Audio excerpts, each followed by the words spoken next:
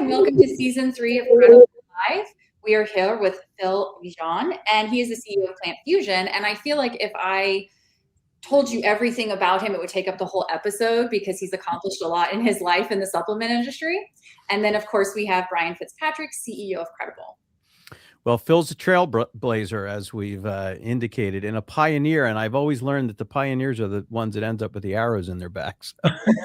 Yeah, I have a few of those. Yeah, I bet you do. I understand that. So, Phil, one of the things that really, talking about being a trailblazer, one of the things that matters most, to me, is partnering with mission-driven CEOs and working with them, because I always find them inspiring, and it's sort of what I am. I'm always focused on the mission. So it's really more than just building a brand, but trying to elevate the standards for an entire industry. And you've spent decades in natural products, from your early days to where you are now, and really building this PlantFusion into a premium plant-based allergen-free platform. So could you talk about your personal journey and the mission and what drives you and how you got to where you are today? Yeah, I'd love to. Thanks, Brian, and thanks for having me on. I really appreciate it. It's an honor to be on your show, and congratulations on all your success in the show and the outreach you have and the following you have. So that's a real accomplishment as well. So thank you. But I could go back forever, but I think I was sharing with you and your team previously that, first of all, I would say that one of the best gifts I ever received from my parents was they owned a little health food store when I was a kid back in the 70s. And this is back before there was no Whole Foods, there were no Sprouts stores, you didn't walk into a conventional grocery store and find organic produce, and I could go on and on and on, right? Back then, those little boutique natural product stores were in most decent sized towns, right? They were coming online, I should say, at that point. When I say online, I mean, they were coming, they were showing up in more and more towns because more and more people were starting to go through in the 70s, that movement of, wait, let's question what's going on inside our food supply and everything else. And then also, that's also around the time when people became aware of things like high blood pressure and how sodium was a contributor to that, or diabetes. Plenty of people had diabetes back then. And so people were looking for low sugar foods and things like that. So that was that was some of the genesis, along with the, I'd say the 60s, was a inflection point for people and considering what was going on in their body and the chemicals and the agents and things that are in our society. But that was really the start of it for me. And I really say it was the best gift I could ever have, because for them, it started out like a lot of people as a hobby and as a way of life that they, and then it just became a little business. And growing up inside that store was the best, I would say, background or experience I could have ever had for appreciating not just organic food and healthy food, but really what high quality food was really like. Where one of the things that was there was, like, we hear about processed food all the time, but I think that there were so many things, like just basic cheese, like you got real cheese versus Velveeta, right? Or versus, and I could go out and hear or the cheese, and whatever that was. Yeah. And the cheese whiz and all these things that were so common back at that time.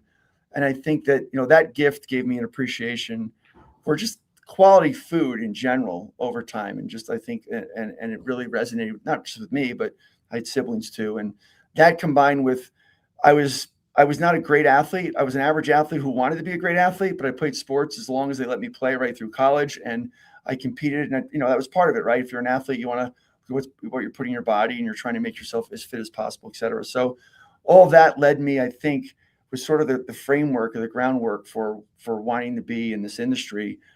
After I got out of college, I was in the finance industry for a few years in New York. Great experience, great exposure, wouldn't trade it for the world, learned an enormous amount. But realized after just a couple of years there that an entrepreneurial journey was going to be much more appropriate for me, and that's really what got me started. And so that led me to purchase a private label company called Reliance that today makes a lot of organic products and specialty nutritional products, private label products for major retail chains. I can't mention the names of them, but you just think of major natural products retail chains and other even bigger chains where they use Reliance for organic plant proteins, organic or probiotic products, organic multivitamins, et cetera. So things that are very, I'd say, anchored in what we consider today to be the natural products industry. So that was I was very fortunate to work with a great group of people that shared some of the same vision and plan. We felt like private label didn't have to be a commodity generic product. Mhm. We really focused at that time on patented and trademarked ingredients. We went really with where the science was in the industry on an individual ingredient to put into a supplement. And I think one of the things we really hung our hat on was, at the time using European extracts, which were these, things like ginkgo biloba and St. John's were regulated as pharmaceuticals. And that's how high the quality was of those ingredients. And then also using a lot of patent and trademark ingredients like lutein, which is, one of the best studied lutein products in the world and so forth for eye health. It's just a couple of examples. But that led me to, as a protein supplement taker myself, I have a dairy allergy. It's not a severe one. Some people are anaphylactic to dairy. Fortunately, it was not that severe, but I couldn't take whey protein or calcium caseinate or caseinates, which was the main source of a protein powder back in 2008, 2009, around that time. That was the main source out there. There was also a soy protein, but that had lost its luster because of concerns about it being a phytoestrogen. It also is an allergen. So it tends to give people a lot of gas, and some people can also have a severe reaction to it, but not unlike dairy. And then rice protein was like the only protein source out there. And unfortunately with rice, it's both very bitter. So the flavor spectrum of rice protein, I mean, it is a healthy source of protein, but I have to tell you, it doesn't taste very good. Those people have tried it. And it's also very gritty. The texture is very gritty. So it's not a shake experience someone enjoys. It's a shake experience that somebody gets through. And then, Right. and then so it's painful. But so in that process, really started looking all over the world, literally, for different sources of plant proteins that were non-animal, non-allergenic, that would be plant-based or vegan-based, and landed and found pea protein, which at the time was really just a byproduct it was an offshoot of what peas are mostly made for, which is for fiber and starch. A lot of pea starch is is used in noodles, actually, and so they're big in Asia and so forth. But so that's like pea protein, like in peas. Yes, in peas. Yeah, as in the plant pea, as in the vegetable peas. And what's interesting about peas for people like me who like to geek out on these types of things is I'm going to really generalize, but it's about 1/3 starch, 1/3 fiber, and 1/3 protein. So, but nobody knew what to do with the protein. Well, we figured out that we could use that protein because it was actually a very good source of protein, non-allergenic, and checked all those boxes that we were suffering with. And that was the launch and the platform for PlantFusion as a separate brand, separate from Reliance. And that were launched. I worked with a co-founder named Greg Cooper. He'd actually started the brand. I won't go into all that background, but it really we leveraged what we had as an infrastructure at Reliance, and we're able to launch a brand in this space. Just as I think that the movie Forks Over Knives, which is a very popular one about plant-based nutrition or a vegan or vegetarian lifestyle, had come out right around that time. It was sort of the right place, right time. So there was luck, with what the growth and the interest in these alternative sources of protein came about. So that's how it all got started. And so, I mean, that's a great journey. And I always love sort of connecting the roots from when you were younger. Like I hear that a lot, from a lot of mission driven CEOs. And so it's a great story. And I am familiar with some of those big name brands, and they are big name brands where you're selling some of your products. So very, very impressive. But in order to be successful there, I mean, you have to have some negotiables about like things like product quality and regulatory compliance that truly separate what I would call serious supplement brands from a lot of the noise that's out there. And there's a lot of noise out there, and people don't know what to trust or who to trust. So what are sort of some of your non-negotiables that make your brand the top?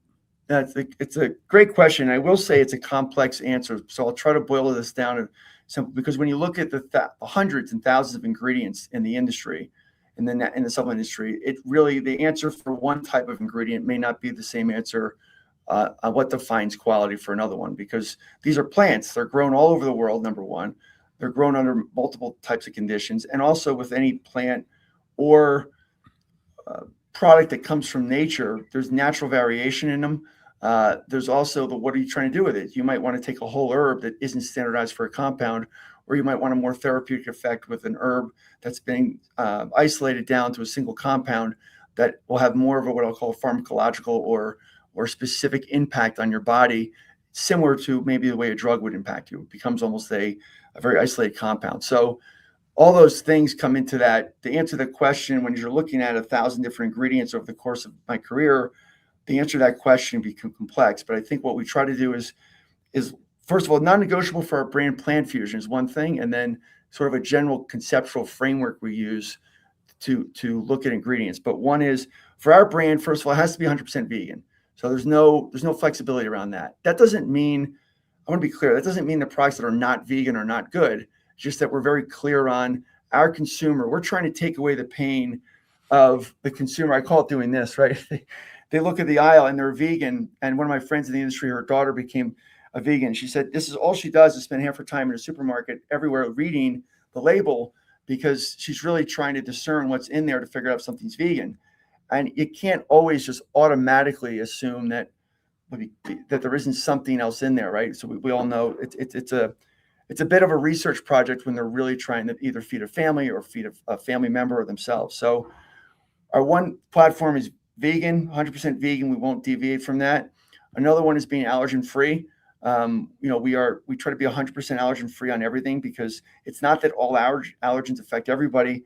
But if you see that mother who has a son or a daughter who has what dairy allergy or a gluten allergy or a nut allergy, they are what I call them, label scientists, right? They have to sit there and examine almost everything.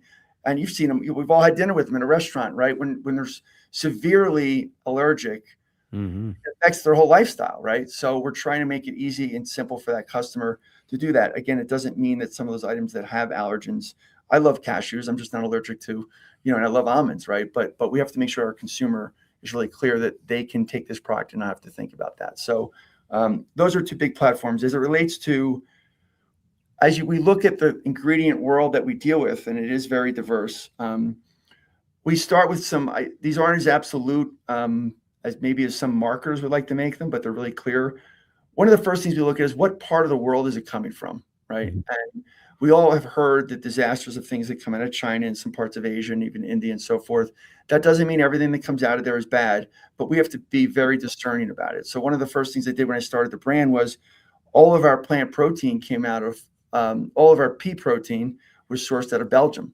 So I would be over in Belgium on a frequent basis working with the farm and the company that processes the peas and turns it into a pea protein powder that then we would ship over here to the US and then make our product with. But that was a really, Europe in general has pretty high quality standards. So does Canada on a lot of these ingredients. And that's a better place to buy it than, let's say, other types of other parts of the world where maybe it may have been less expensive, but not as pure and not undergoing some of the same regulatory framework that, the pea protein out of Europe does. So I have a funny story another time about talking with my daughter at the time when I was in Europe. And she said to me, I give it more color at another time, but she asked me where I was. And it was 13. She was 13 years old at the time. And I knew her question was filled with contempt and attitude because she was 13 years old. So she says, "What are you doing? Where are you?" And I said, "Well, I'm in Belgium." She says, "What are you doing?" And I said, "You're not going to believe this, but I'm actually on a pea farm right now." And there's this long pause. And then she says, "You are so weird." And she said, and her next line is, "Why can't you just have a normal job like Morgan's father?" One of her friends. So that's one of my favorite stories about so all of this great stuff that people love to talk about that I've done, it's completely unvalued by my family. So I just want you to know that. So I understand. I don't think my family understands what I do. Right. So, but anyway, it's I think that's just anecdotal to the process that we go to try to find these best sources. And I've worked with some great team members who've also been, I can't be everywhere. And so obviously we've had really top-notch product developers over the years that have traveled the world and done, been on those same types of trips to really understand it. I have an associate I work with in the industry that does a lot of work with us. And, he was in India for the better part of 3 months. He is Indian, but he was over there to see family. And I'd say a third of that time was traveling through India and looking at, and visiting certain raw material suppliers, ingredient suppliers for organic vitamins and minerals, and be able to really touch it and feel it, as opposed to just assume that the certificate of analysis is correct. So it's different. Our sourcing, standards and so forth vary based on the ingredient because we have to consider a lot of different variables. But I like to think that we try to always buy organic when we can. Whenever we come out with a new product, I've talked about this with, I think, you and Faith. We try to be first, better, or different all the time. Mm-hmm. And in that process, that always requires research. It's not just calling up an ingredient supplier who can ship you a container load or 1,000 kilos or a pallet of an ingredient, because there's plenty of that out there. We have to really weed through navigate the spectrum of suppliers. And I do think that to some degree, being in this space for a long time, like anybody who's in any industry, you learn these things kind of intangibly, how to go through that process. So it's interesting because I learned, when I was sort of investing in hemp farms, and back in 2018, I learned a lot about like the hemp plant and how the hemp plant just sucks up whatever's in the soil. It's got this capability to actually remediate things in soil, which is okay, unless you're going to turn it into a product and you've got lead in there, right? Yep. So there's growing scrutiny significantly about plant-based proteins and heavy metals and contaminants. Yep. And label accuracy, and even mainstream outlets now have really called out some brands recently. Yep. So, I mean, how do you, I know this is a pretty big problem, like in the CBD and hemp and cannabis space that, we have customers on, and as we've expanded into supplements and, this side of the world, you see this scrutiny, but how do you approach that whole batch testing? You talked about COAs and transparency, because consumers don't know how to read COAs. So, right. I mean, they look at it and, they don't know what they're looking at, but you have to have them up there. You have to have them available. And so how do you provide that testing transparency so consumers and partners, whether they're B2B customers or consumers, know that your products are actually clean? Right. So again, there's a couple of different ways. One thing is I always go back to look at the genesis of the product or the ingredient, because it doesn't matter how transparent you are in one way if you're not looking at, you deal with the root cause of those issues at the source of the ingredient. Because if those contaminants are in there, you can't take them out very easily. So if it's like, you deal with these issues really the best way to deal with them is very proactively in the sourcing from day one. And one other thing that we do before I get to the C of A issue and things like, and the testing and so forth, is an example of plant protein. That's one of the main reasons we've stayed away from rice, which I didn't mention before. Rice is grown in water. You had a great, a lot. It's interesting what you just said about hemp. Rice has the same potential story to it because rice is grown in water. It's very what I call hydroponic. So, and water has more heavy metals in it. It has minerals, good minerals too, but it also has, even in the most pristine water, you have a lot of heavy metals that you have to think about. So that's one of the reasons we stay away from rice, because it's much, much higher in heavy metals, and protein is something we take at high doses. It's not like we take 1 gram of protein, right? When we take a protein supplement, we're taking 15, 20, 30 grams, depending, and maybe more than once a day, et cetera. So those are some of the considerations we stay away from rice. That's although it's a good source of protein, if somebody's consuming heavy metals, it's probably the last one you want to take if there's a predisposition or a concern about it. It doesn't mean that if you take some rice protein, I don't want to create scare.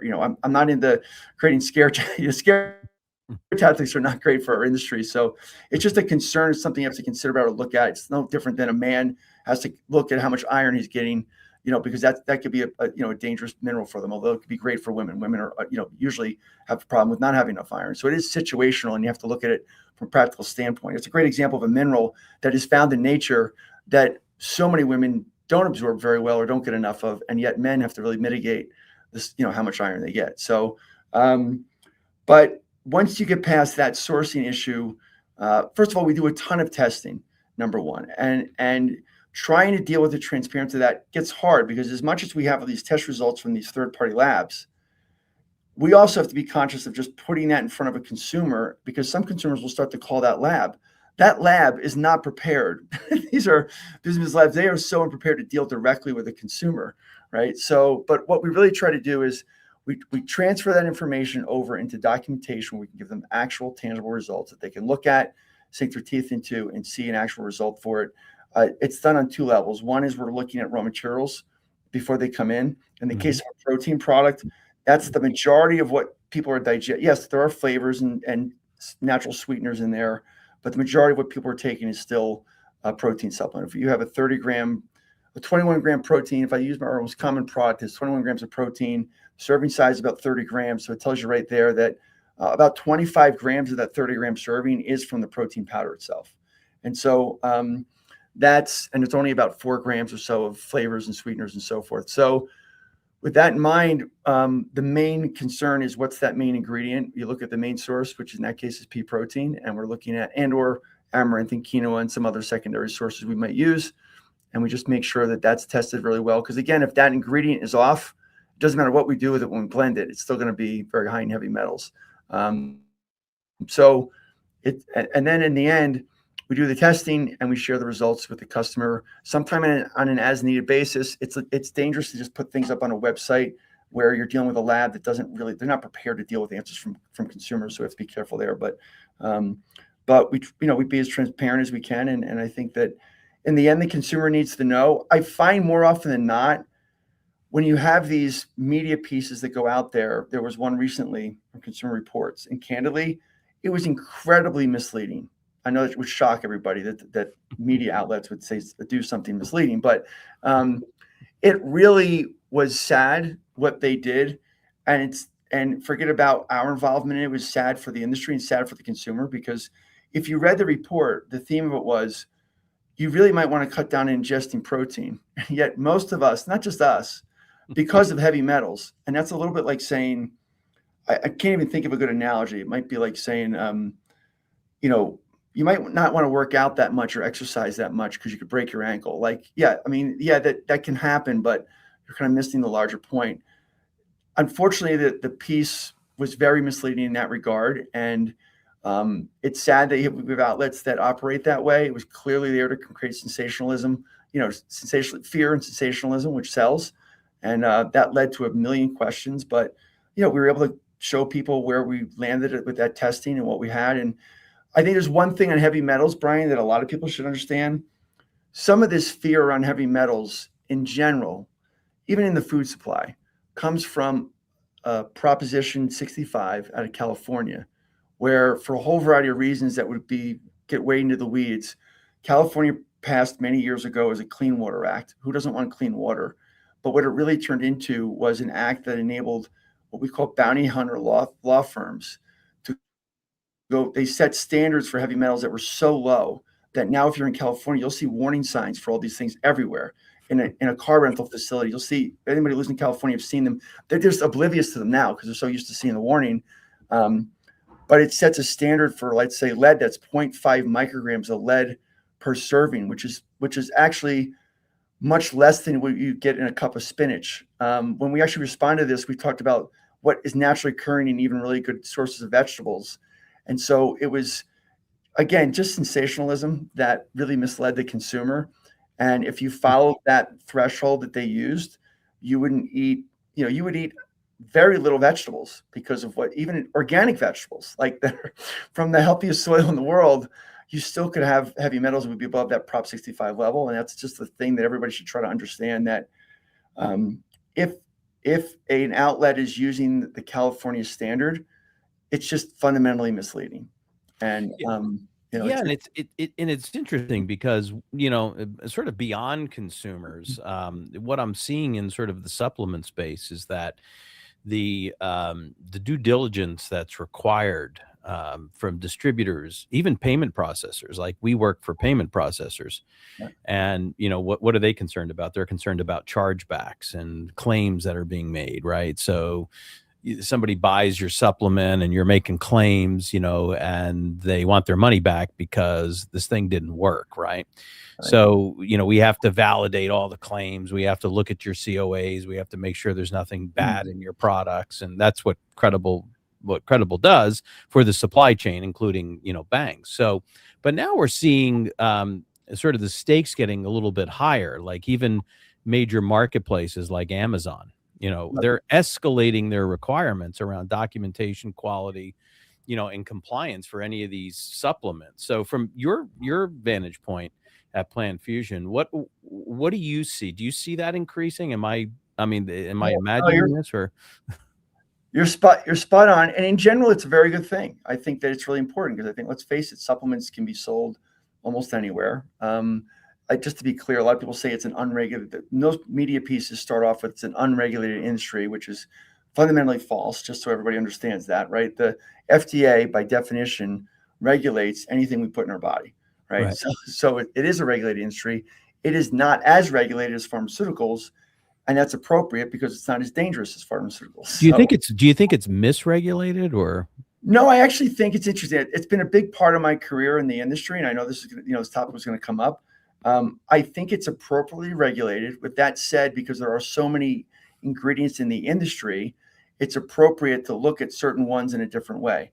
That doesn't mean that every herb should just be sold, any way we want. We all know that there are herbs and things out there in the wild that could kill us if we eat them, right? So I think that there's an appropriate amount of regulation. I think that for people who aren't aware of it, just to set a foundation, back in 1993, the SHEA was passed. The SHEA is an acronym for the Dietary Supplement Health and Education Act. That was a proactive bill that the industry got together. I was very involved in that myself. And we got together and we said, hey, we have to be proactive about setting some standards in the industry. And it set up things like structure function claims. It made it really clear. We can't say that this bottle of supplements cures diabetes because that's a disease claim. So we're not allowed to say that. That's flat out against the law. We're not allowed to say that. And companies that do those types of things are prosecuted by the FTC or the FDA. They can't catch everybody, but that's one aspect of it. Another aspect of it was setting up a standard for things like structure function claims, which very simply are, hey, this may not cure diabetes, but it might help support blood glucose levels, but you still should see a doctor, right? This isn't going to replace your diabetes medication if you have to regulate your insulin, and so forth and so on. So there are different layers to it. And that was a great framework that I think many parties were very, very happy with. I think if I go forward, if you look at an ingredient like ephedra, that was all the rage back in the turn of 2000. There were a number of deaths from people taking too much ephedra because, the simple way I explain ephedra for those who don't remember, it was like high octane caffeine, like super high octane. And for people that had preconditioned heart issues or pre-existing heart issues, it wasn't good for them to take a lot of it. People were taking it for weight loss and stimulation and energy. And it was really not a great.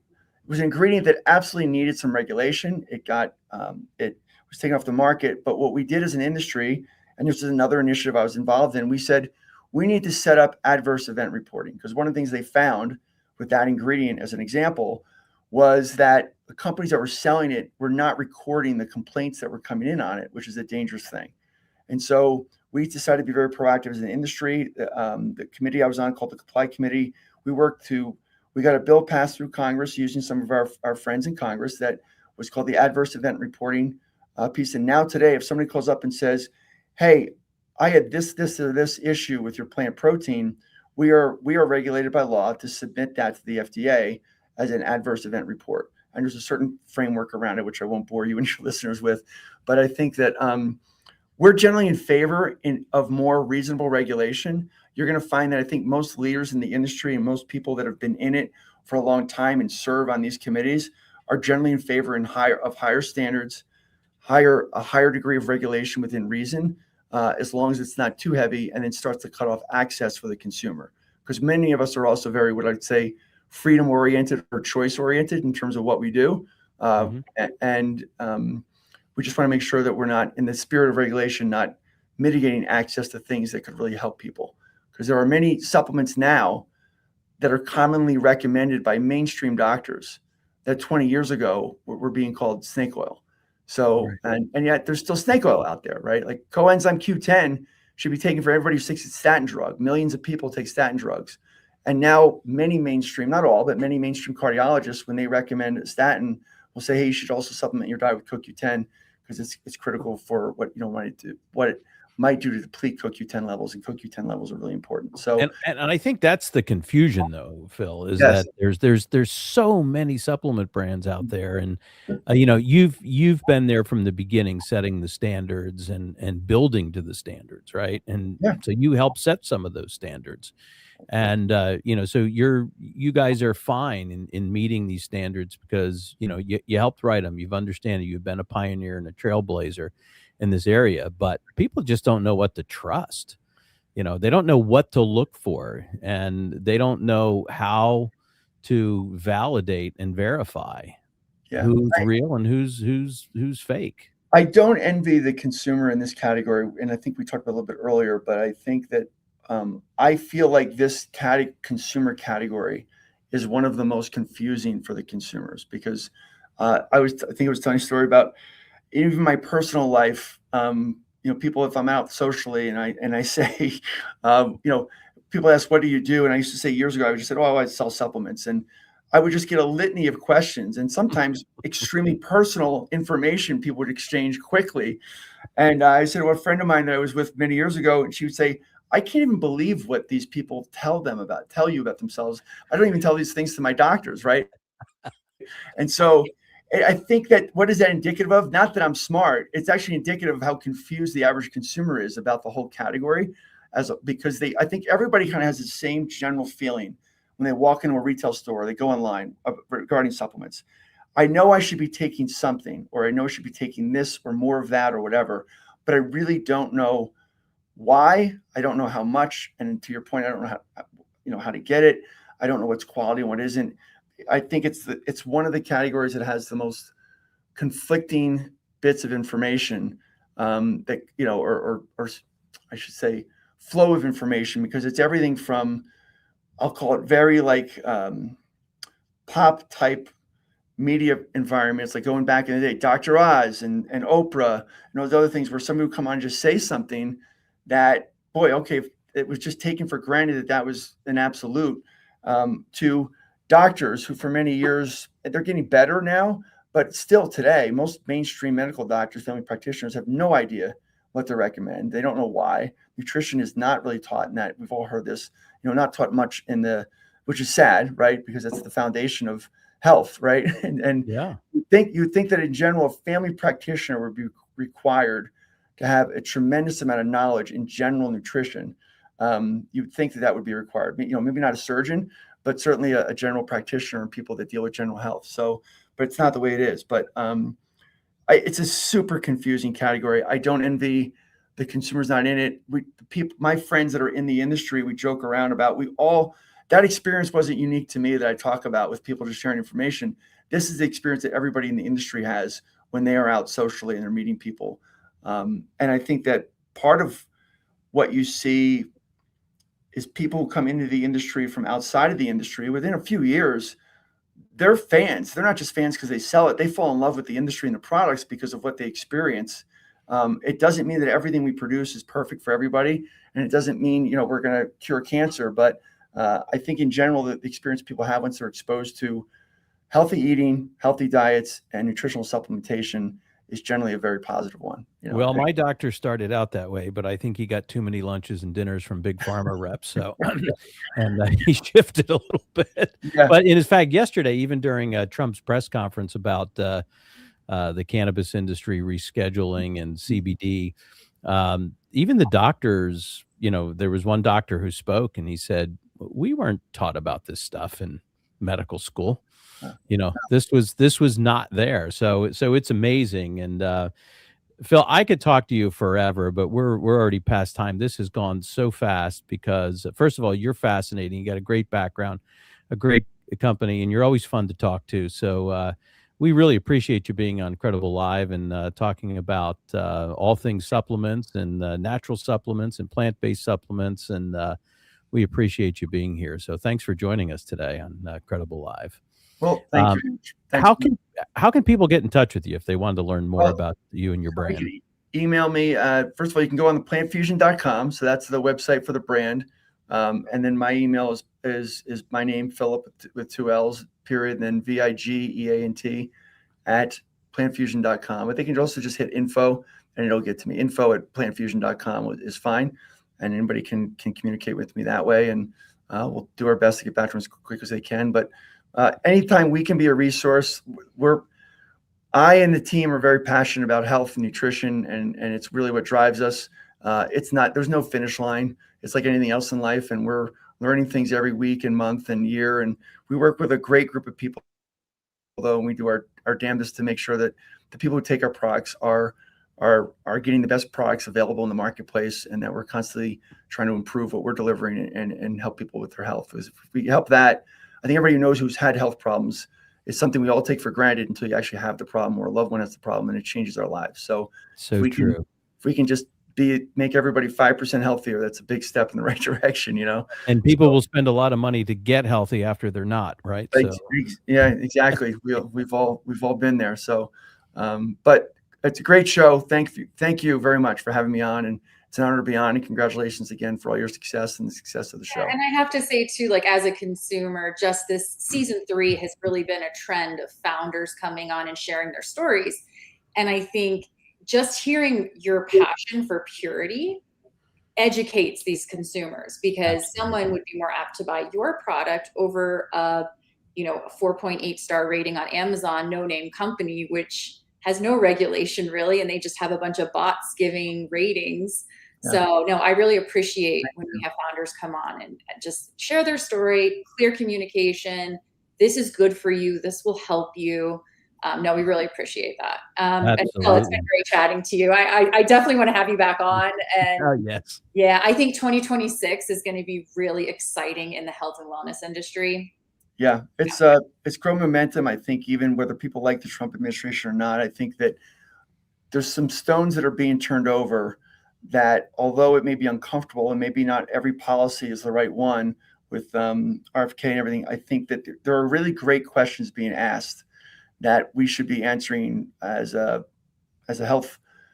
country for the health of our constituents and our citizens. And I think that in that process, we will learn more and be better off for it. And I don't think it may not be perfect, but I think it's due.